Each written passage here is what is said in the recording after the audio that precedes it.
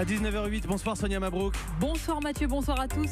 Votre invité, c'est Alain Minc, économiste, essayiste, conseiller, son regard sur le contexte social, les réformes menées et puis les petites phrases du président. Évidemment, bonsoir Alain Minc. Bonsoir. Vous venez d'entendre l'une de nos auditrices, Sandrine. La nomination de l'écrivain Philippe Besson au consulat général de Los Angeles pose question. L'exécutif défend ce choix, affirmant qu'il faut sortir des profils venant du Quai d'Orsay ou de l'ENA. Qu'en pensez-vous ? Je pense que le Quai d'Orsay est une maison de qualité fermée sur elle-même et qu'il faut ouvrir les fenêtres. Le meilleur peut-être ambassadeur de France à Washington avait été nommé par François Mitterrand, c'était l'ancien patron de Renault. Alors il y a de tout, il y a eu tous les cas de figure. On saura a posteriori si Monsieur Besson est un bon consul général ou non. Mais en plus ça concerne des quelques postes visibles, mais pour le reste les diplomates sont quand même maîtres de leur appareil et ils s'auto-reproduisaient quand même de manière très réfléchie. Mais au-delà de la compétence, est-ce que ça peut faire un peu la République des copains, même si le président s'en défend ? Écoutez, mais on verra. Si Besson échoue, oui. Si Besson réussit, ça aura été une pièce rajoutée de bonne aloi, voilà. Mais par rapport au problème quotidien, ça me paraît pas le fond des sujets. On va en parler, mais ça ressemble quand même un peu à l'ancien monde, avec une récompense, non pas pour service rendu, mais pour livre écrit à la gloire de... Non, mais écoutez, votre expérience fait que vous n'avez jamais cru qu'il y avait un ancien monde ou un nouveau monde. Il y a le monde tel qu'il est. Je voulais vous l'entendre dire. Donc voilà, c'est la force des choses. Emmanuel Macron met souvent en avant à la main que sa détermination à réformer, à transformer, dit-il, le pays. Mais voilà que sur le prélèvement à la source, il veut plus de clarification. Hésite, semble-t-il. Il peut reculer, selon vous ? J'espère. Pourquoi ? C'est une mauvaise réforme ? Je pense que c'est une mauvaise réforme, que c'est une réforme inutile, que c'est une réforme qui cumule 3 risques. D'abord, le désarroi des Français devant une feuille de paye en baisse et un effet le lendemain sur la consommation.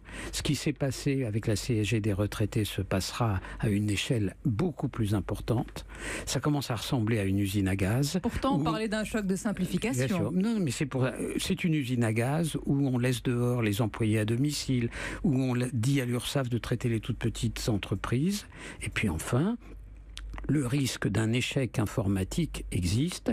L'État français a quand même réussi à rater le logiciel de paye des militaires, Louvois. Il a fallu les payer avec des fiches de paye à la main.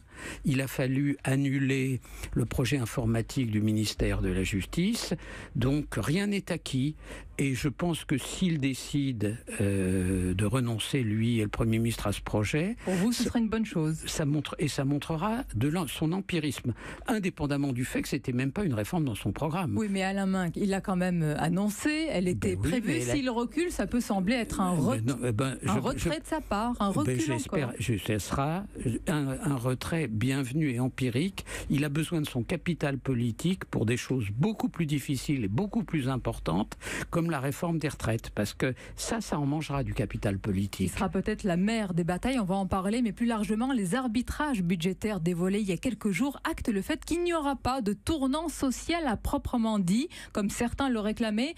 C'est une erreur, c'est un pari risqué. Écoutez, moi, je trouve les arbitrages budgétaires tant critiqués courageux.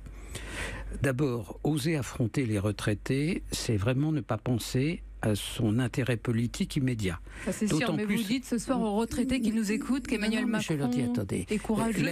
Oui, je dis qu'Emmanuel Macron est courageux. La vie consiste à faire des choix et que dire à une société je vais faire un effort en faveur de ceux qui ont besoin de rentrer sur le marché du travail, je vais gérer les prestations sociales plus pour ceux qui en ont vraiment besoin que pour ceux qui en bénéficient de manière indistincte, de dire aux retraités dont la situation par rapport à celle des actifs est plutôt bonne dans ce pays. Plutôt bonne à la main, ça dépend de quel retraité. Vous connaissez le débat. Non, je ne vais pas vous sortir. L'histoire, bien sûr qu'avoir 12 ans... À la main, pourquoi ce sont toujours les mêmes qui trinquent sous ce quinquennat ? C'est pas les mêmes. Chacun sait, alors mon propos est peut-être chiffré, statistique et technocratique, que les retraités ont dans la société française une situation meilleure que les actifs. Je vous parle des aînés, de l'importance de ces retraités. Le raisonnement qui consiste à dire on est tous reconnaissants à nos aînés, oui, il y a eu... C'est important de le rappeler quand même. Attendez, il y a eu 40 ans de politique qui a démarré sous Valéry Giscard d'Estaing pour rattraper un retard scandaleux dans la situation des retraités. Nous savons tous depuis 10 ans qu'en moyenne, ne serait-ce parce que les retraités ont souvent un patrimoine, parfois petit mais un patrimoine, que les actifs n'en ont pas, que les actifs ont des contraintes plus grandes. Je pense que l'effort qui leur est demandé est dur pour les petits retraités, est insignifiant pour les retraités grands ou moyens, et que c'est un acte courageux. De la même manière, je préfère qu'on augmente le RSA et qu'on n'augmente pas dans les mêmes proportions les allocations familiales que tout le monde, ou en tout cas la partie supérieure de la classe moyenne, peut toucher. Voilà, la vie politique, c'est quand il n'y a pas d'argent, c'est de faire des arbitrages. Croissance revue à la baisse, arbitrage malgré tout contesté, résultat tardant à venir, démission de Nicolas Hulot, affaire en cascade. Mais que se passe-t-il dans la Macronie? Rien. Vous le savez, rien, décidément. La vie, vous avez pensé que la Macronie... La vie est un long fleuve qui n'est pas tranquille. Vous aviez une vision de bisounours de ce qu'est la vie politique. Vous croyez que c'est moi qui l'avais? En pensant ça, bon, Emmanuel Macron ne l'avait pas. Arrêtons. Les élites économiques, financières, dont vous faites partie, se sont réjouis de l'élection d'Emmanuel Macron, ont applaudi son programme, ont vanté sa jeunesse et une nouvelle ère dans la politique. Est-ce que l'atterrissage est brutal quand même? Écoutez, sortez de France. Regardez, nonobstant ces épiphénomènes, regardez ce que les étrangers pensent de la France et vous verrez que le crédit international de Macron demeure entier. Demeure entier d'ailleurs au point de fabriquer des oppositions très dures, et je suis ravi qu'il assume, on en parlera peut-être, l'opposition avec l'homme qui peut foutre l'Europe en l'air et qui s'appelle Monsieur Salvini. Mais il est loin le temps, il y a quelques semaines, où vous déclariez dans Libération qu'il y avait un risque d'insurrection.